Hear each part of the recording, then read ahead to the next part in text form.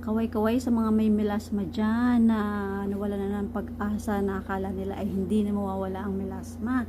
Ito na ang sagot sa ating mga melasma. Yan. So, ayan ha. Ayan. Malapitan. Wala na talaga. Hindi naman wala na talaga, kundi may konti pa, pero konting-konti na lang. So, ito na, i-reveal ko na yung cream at medyo matagal. Hindi naman matagal. Kumbaga, 1 month. In 1 month talagang makikita nyo na nag-fade na siya.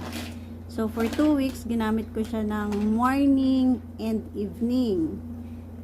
Mag-wash lang kayo ng face, tapos lagay nyo na, and then kung may mga moisturizer kayo na ginagamit, serum, pwede nyo pa rin i-apply. Walang problema doon, okay?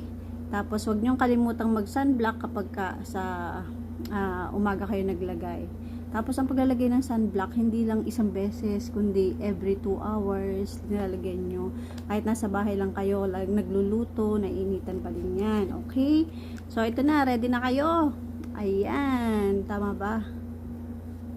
Ayan. Hindi ko makita kasi wala akong salamin. Ito na. Yan na. Melak Hair. Ito ay manufactured sa India. Yan. So, kapag bumili kayo, makikita nyo yung may expiry siya. May expiry date siya. So, hindi ko mo makita kung saan yung expiration date. Basta may expiration date to. Wait.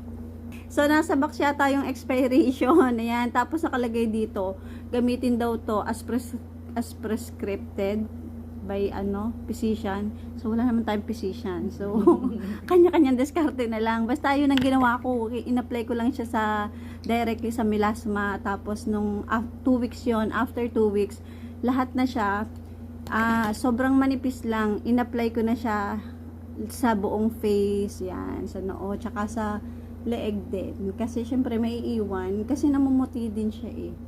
Yan. Kung may effect, may nunuklap, sa susunod na video na lang, okay? Yan. So, yan muna. Lalagay ko na rin yung link saan kayo pwedeng umorder ng legit. Kasi may mga nag-order na hindi doon nag-order ay hindi yata siya made in India or basta fake. Hindi tumalab. So, hindi ko problema yun pagka fake yung na-order nyo. Okay? So, kuha mo. Bye!